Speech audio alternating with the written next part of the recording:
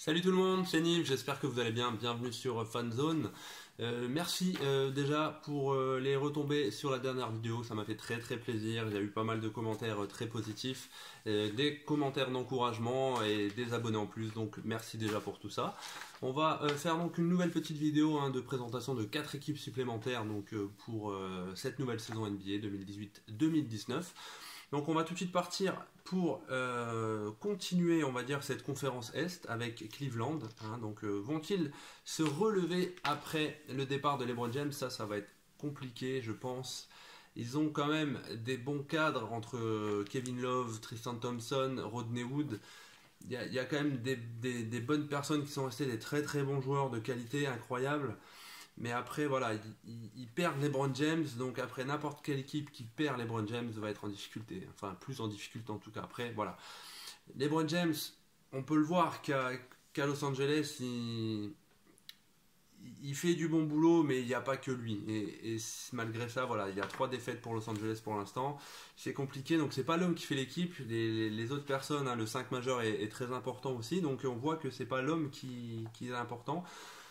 Donc voilà, est-ce qu'ils vont se relever après cette perte? Je pense que ça va leur faire un gros coup, ça va être très compliqué, ça va faire mal. Mais je pense qu'ils peuvent accrocher une petite, peut-être une petite place en playoff, une 8e place timide, on verra, on verra bien au fur et à mesure de la saison. Mais voilà, je pense ça peut être une équipe compétitive et playoffable, entre guillemets, donc voilà. Ensuite, l'offre re-signe, donc je vous le dis, pour 4 ans et 120 millions de dollars. Donc voilà, on voit l'intention de Tyronn Lue à garder cette ossature. Peut-être après essayer de rattirer un franchise player, mais pour l'instant, le but est vraiment d'éviter d'autres pertes, je pense, pour le coach de Cleveland. Donc voilà, il a fait re-signer Kevin Love pour 4 ans et 120 millions de dollars. C'est quand même un joueur qui tourne environ à 17,6 points par match, ce qui est quand même, on va dire, respectable, correct. Et en playoff à 14,9 points. Donc il y a une petite baisse de régime au niveau des playoffs. C'est peut-être pas pour rien aussi qu'ils sont un peu sweepés par les Warriors. Donc on demande bien sûr, surtout quand on joue contre une équipe contre Golden State, que tout le monde participe et a un rendement au niveau du scoring important. Et donc là, je pense que ça a un petit peu pêché aussi du côté des Cavs lors de cette dernière finale. Donc voilà.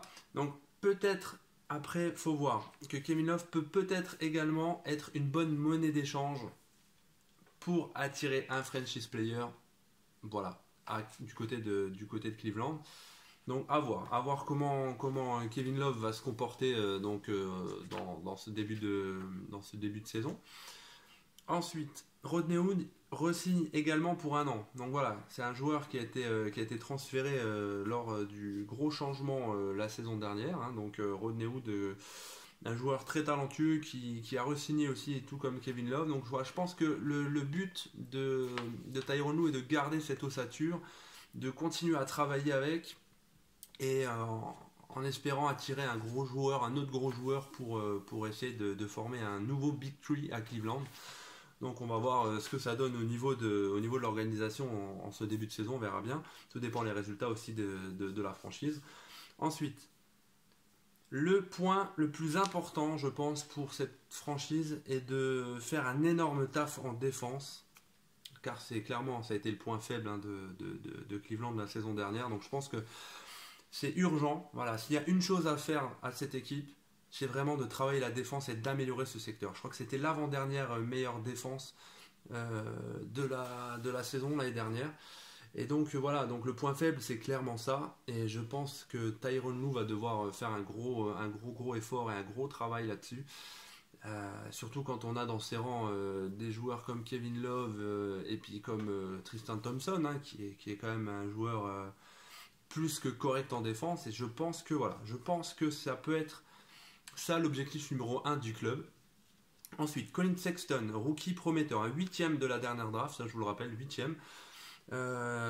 Donc choix validé par LeBron James. Donc voilà, je pense que en tant que meilleur joueur NBA actuel, LeBron James n'a pas eu tort dans son jugement. À moins qu'il voulait faire du tort à la franchise, mais ça m'étonnerait. Je pense à sa franchise de cœur, c'est quand même l'enfant du pays. Donc que LeBron James valide Colin Sexton, pour qu'il vienne à Cleveland, je pense que ça a été mûrement réfléchi. Je pense que c'est un accord judicieux. Donc clairement, Kevin Love, Tristan Thompson, Rodney Wood, J.R. Smith, qui a fait peut-être une petite boutade, une petite connerie, on va dire, lors des playoffs, mais bon, voilà, qui n'en fait pas. George Hill en l'amène, en meneur de jeu. Et qui est encore Kyle Korver aussi, qui est bon à 3 points. Et plus Colin Sexton, je pense qu'ils ont un effectif capable de jouer un petit peu les troubles faits dans cette équipe, malgré le départ de LeBron James. Donc voilà. Donc, personnellement, après, Tyronn Lue, bien sûr, aura la pression, hein, parce qu'on va dire que LeBron James a fait en sorte que Tyronn Lue reste à la tête de son équipe. Maintenant qu'il n'est plus là, je pense que là, c'est un tout autre enjeu pour le coach. Et là, on va vraiment voir ses capacités à gérer l'équipe. Et donc voilà, dites-moi ce que vous en pensez. Hein. Maintenant, moi, c'est ma version des choses. Hein, donc après, je le vois comme ça, je l'explique. Maintenant, je pense que Tyronn Lue joue gros sur cette saison. Et voilà, je pense que là, on va vraiment voir les réelles capacités techniques et de coaching de cet entraîneur. Donc voilà, après, voilà, au niveau du pronostic pour les Cavs, hein, comme je vous l'ai dit en début de vidéo, je pense qu'ils peuvent être 8e, 9e, 8e. Je pense que ça va jouer à ce niveau-là pour eux, hein, pardon. Donc voilà, pronostic, 8e de conférence. Allez, on va se lancer. 8e de conférence, donc ils jouent les playoffs cette année. Ça va être compliqué, mais voilà, j'ai envie d'y croire pour dire, voilà, pour le reste de l'équipe, quoi. Parce que j'ai pas envie de dire qu'il y a que LeBron James au Cavs, c'est faux, parce que c'est pas l'homme qui fait l'équipe, on le voit actuellement aux Lakers. Ensuite, deuxième équipe qu'on va traiter aujourd'hui, ça va être les Miami Heat. Donc les Miami Heat, donc ils espèrent, d'après les rumeurs, attirer Jimmy Butler dans le rang. Et là, j'ai envie de dire, j'ai envie d'y croire. Clairement, j'ai envie d'y croire. Jimmy Butler au Heat, ça a de la gueule, clairement. En plus, c'est un petit peu compliqué du côté de Minnesota. Les dirigeants et Jimmy ils se prennent la tête. Donc apparemment, la mayonnaise ne prend pas trop. Donc franchement, voilà. Miami a pour objectif d'attirer Jimmy Butler dans ses rangs. Sachant qu'on voit, bien sûr, Dwayne Wade joue sa dernière saison du côté des Heat. Et d'ailleurs, je pense que ça a été un grand soulagement pour le coach, les supporters et les coéquipiers de Dwayne Wade de savoir qu'il re-signait pour un an. Ça a été un grand soulagement pour tout le monde et pour les fans de basket, tout simplement. Ensuite, les Miami Heat, je pense, sont une équipe un petit peu trop timide. Ils ont plein de talents. Je pense notamment à Whiteside qui a du mal à se lâcher, et malgré des bons matchs quand même. Hein, mais je pense qu'on en attend plus d'un joueur comme ça. Et c'est un peu ce qui fait défaut à cette équipe. Je pense que voilà, elle est trop timide, les joueurs sont un peu dans la retenue. Et c'est dommage parce que c'est une équipe qui l'année dernière a été en play-off, malheureusement n'a pas été bien loin. Et on en attend un petit peu plus des joueurs du côté de la Floride. Et c'est dommage. Voilà, c'est dommage clairement. Donc Wade qui remplit donc, hein, pour ce qui sera certainement sa dernière saison. Donc à mon avis, il va vouloir tout donner. Et j'ai envie qu'il donne tout en étant gros fan de NBA. Voilà, c'est un joueur qui a marqué un petit peu, qui a marqué cette franchise, hein, à l'époque où il formait le Big Three avec Chris Bosh et LeBron James, et cette bague de champion. Donc ouais, c'est un joueur mythique, hein, qui va certainement être dans le Hall of Fame plus tard. Mais voilà, c'est un joueur qui est fidèle à son club, qui mouille le maillot pour son club, et donc je pense que ça c'est une bonne chose déjà de l'avoir fait re-signer un an. Ensuite, bien sûr, l'objectif de cette année pour Miami, ça va être de faire mieux que la saison dernière. Or, ça va être compliqué, mais je pense que passer le premier tour, ça va être jouable, un peu plus que la saison dernière, d'autant plus que là, LeBron James est parti à l'ouest, donc du coup ça fait un gros calibre de moins à la conférence Est. Donc je pense qu'ils peuvent le faire, j'ai envie d'y croire en tout cas. Ensuite, Goran Dragic, le meneur de jeu donc de cette équipe, je pense que doit être un peu plus constant dans ses résultats, dans ses performances. Malheureusement, c'est un petit peu en dents de scie, et une équipe, si elle veut jouer les playoffs ou si elle veut aller plus loin, il faut une certaine régularité dans la façon de jouer, dans les résultats. Donc Goran Dragic, je pense que c'est ce qui lui manque, et Hassan Whiteside aussi. Et voilà, je pense que c'est un travail à faire du côté des Heat, c'est bien ça, c'est vraiment essayer de travailler une constante, d'améliorer son jeu, d'augmenter un petit peu les objectifs de chacun. Et je pense que la mayonnaise peut prendre parce que bon, c'est des joueurs une équipe qui est en reconstruction depuis quelques temps maintenant. On voit qu'ils évoluent, qui grappillent petit à petit l'échelon, les différents échelons. Et là, cette année, ça va être, je pense, ça va être l'année où il va falloir montrer des choses plus concrètes. Et les fans attendent déjà, en tout cas ça, les fans de Floride, des Heat, et les fans NBA tout court aussi, parce que Miami, c'est quand même une franchise assez respectée, respectable. Donc, je pense que les fans en attendent un peu plus de cette franchise. Ensuite, Dion Waiters, donc il devrait retrouver sa place aux côtés de Goran Dragic, hein, qui a été opéré à la cheville, Dion Waiters. Et je pense qu'il devrait d'ici quelques temps récupérer un petit peu sa place dans le 5 majeur. Donc ça peut être une bonne solution, hein. On sait qu'il y a 2 ans il avait tout cassé. L'année dernière il a un petit peu eu sa saison un petit peu, comment dire, perturbée par cette blessure et cette opération. Et à moins que là, Jimmy Butler, comme on disait tout à l'heure, arrive du côté de Miami et du coup la place de Dion serait un petit peu compromise. Voilà, il serait relégué, je pense, en sortie de banc, mais bon. Voilà, tout dépend de plein de choses aussi. Après, ouais, Butler à Miami, je pense que ça a de la gueule et ça me ferait vraiment kiffer. Ensuite, attention aussi à Josh Richardson, incapable d'évoluer en arrière comme en ailier. Il est considéré comme l'un des meilleurs défenseur de la ligue, donc lui, on le sous-estime beaucoup trop souvent. Mais attention à Josh Richardson, pardon, c'est un peu compliqué à dire. Voilà, se méfier de ce joueur, très très bon défenseur. Donc après voilà, faut voir si vraiment Butler reste à Minnesota, voir si l'association Dion Waiters, Goran Dragic prend. Après on a l'expérience de Dwayne Wade derrière, je pense qu'il y a quelque chose à faire de très très bien cette année du côté de Miami. Donc on va passer directement sur le 5 majeur de cette équipe, hein, qui est composée de Goran Dragic en meneur de jeu, Josh Richardson en ailier, Dion Waiters en arrière, Joe Johnson en ailier fort et Hassan Whiteside en pivot. Et le 6e homme sera bien sûr Dwayne Wade, joueur emblématique et indispensable à cette franchise de Heat. Et pour le pronostic, moi clairement je les vois 7e. Je les vois pas vraiment très très haut, mais je pense qu'une 7e place à l'Est est largement à leur portée, hein, sachant que l'année dernière il y avait du plus lourd. Il y avait plus de concurrence dans cette conférence Est. Ils ont réussi à se qualifier en playoff. Donc cette année, c'est un peu plus léger. Je pense qu'ils peuvent rééditer l'exploit. Enfin, ce serait moins un exploit que la saison dernière, mais je pense qu'ils peuvent le faire clairement. Ensuite, 3e équipe qu'on va développer ensemble aujourd'hui, ça va être les Washington Wizards. Donc, équipe, j'ai envie d'y croire. Parce que franchement, ils ont un 5 majeur qui fait un petit peu peur quand même, hein. Moi, personnellement, il m'impressionne un petit peu. Surtout quand on voit Dwight Howard renforce un petit peu la défense. Donc Dwight Howard, on l'a connu dans ses bons jours du côté d'Orlando. Après, il s'est un petit peu cassé la gueule, mais après, la saison dernière, il a quand même fait le taf, hein. Donc, un renfort de qualité en défense, hein, s'il continue sur sa lancée de l'année dernière, je pense que Dwight Howard peut apporter énormément à Washington.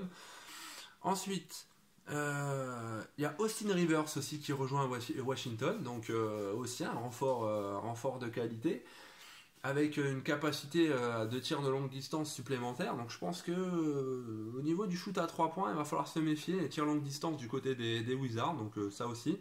Renforcement défensif, amélioration des tirs extérieurs. Donc, clairement, je pense qu'ils ont le coach a vu juste. Ensuite, le problème, ça va être ça aussi. Ça va être à double tranchant. C'est bien d'avoir ramené Dwight Howard, mais j'ai peur qu'il y ait une petite guerre d'ego à gérer dans les vestiaires, hein, parce qu'on Markieff Morris, Dwight Howard, John Wall, c'est des sanguins, c'est des gens qui aiment bien, qui s'aiment bien. Donc voilà, est-ce que l'association de tous ces joueurs va réussir à ne pas créer de problème, et est-ce qu'ils vont réussir à jouer ensemble? Il n'y a pas de raison que ça marche pas. Il n'y a pas de raison. Donc après, voilà. Ça va être aussi une des conditions qui va faire que le club, la franchise va bien prendre et va pouvoir jouer un petit peu les troubles faits dans le haut du classement de cette conférence Est. Donc ensuite, voilà, Otto Porter va jouer gros cette saison. Ensuite, c'est le plus gros salaire de l'équipe quand même. C'est quand même incroyable. Il tourne à 28 millions de dollars par an. 26 millions de dollars par an, pardon. Sachant qu'on a un John Wall et un Bradley Beal dans l'équipe, savoir que Porter gagne plus, moi j'ai envie de dire ça me fait mal au cul, hein, clairement. Après voilà, je dénigre pas le talent d'Otto Porter, il est très très bon, mais voilà, c'est quand même hallucinant, il a su renégocier son salaire comme il fallait, et bon bah moi j'ai été un petit peu étonné de savoir que c'était lui qui gagnait le plus. Moi je pensais clairement que c'était John Wall ou Bradley Beal, un des deux, mais non, apparemment voilà. Donc, mais bon, ça veut dire aussi que Otto Porter, voilà, étant la personne qui gagne le plus, va forcément être la personne sur laquelle on va attendre le plus de rendement, d'efficacité, de voilà. Donc c'est à double tranchant. Alors Bradley Beal en grande forme aussi, hein, pour en fait cette fin de saison, il tournait quand même à 22 points par match, donc c'est plutôt plus que correct. Donc j'ai envie d'y croire aussi à cette équipe de Washington. Ça fait plusieurs années qu'ils sont bons, mais sans plus, quoi. On attend la petite étincelle qui fera la différence. Et je pense que cette année, ils peuvent l'avoir avec le renfort de Dwight Howard et d'Austin Rivers. Voilà. Donc 5 majeurs de Washington, hein. Alors ça sera John Wall en meneur de jeu, Otto Porter Jr. en ailier, Bradley Beal en arrière, Markieff Morris en ailier fort, Dwight Howard en pivot. Et en sixième homme, c'est Kelly Oubre Jr. Donc aussi un très très bon joueur. Qui en sortie de banc risque de faire quand même pas mal de dégâts. Donc, voilà. Pronostic pour cette équipe de Washington, moi je vais les mettre juste devant Miami, à savoir 6ème. Je pense que ouais, ça va jouer entre 6ème et 5ème. Voilà, je pense pas me tromper de beaucoup. On verra, on fera un petit récapitulatif de fin de saison là au moins en fin de saison, tout simplement, pour voir si j'étais dans les clous ou pas. Ensuite, dernière équipe présentée aujourd'hui, ça sera tout simplement les Milwaukee Bucks. Grosse équipe, grosse attente aussi. On était un petit peu déçus de l'issue des Bucks la saison dernière, mais je pense que cette année ils vont revenir gonfler à bloc. Avec bien sûr Giannis Antetokounmpo en course pour le titre de MVP. Hein. Clairement la saison dernière ça s'est joué à pas grand chose. Mais je pense que cette année il peut aller soulever le trophée là tranquillement. Bon après il y a toujours des sérieux concurrents autour de lui, hein. Je pense notamment à Kevin Durant, Stephen Curry, LeBron James évidemment. Après ça va être compliqué pour James cette année s'il continue à perdre des matchs comme ça, mais je pense notamment à Russell Westbrook, à Paul George, voilà, il y a tellement de noms capables de pouvoir soulever le trophée de MVP à la fin de la saison. Donc voilà. Mais bon, Antetokounmpo, je pense qu'il est dans le top 3. On va se lancer dans le top 3. Donc voilà. Donc bien sûr, un Antetokounmpo qui sera surmotivé. Ensuite, nouveau coach. Donc en la personne de Mike Budenholzer. Donc bien sûr, ancien assistant de Greg Popovich aux Spurs. Donc quelqu'un qui a énormément de savoir, de technique, de talent, de tout ce qu'on veut. Il a été à la très très bonne école de Greg Popovich, donc un coach à surveiller de très près aussi, je pense. Ensuite, Chris Middleton a une arme dévastatrice à 3 points, 43,3% de réussite, c'est quand même pas mal du tout. Donc voilà, gros danger en tir extérieur aussi pour les Bucks, dans l'armée des Bucks.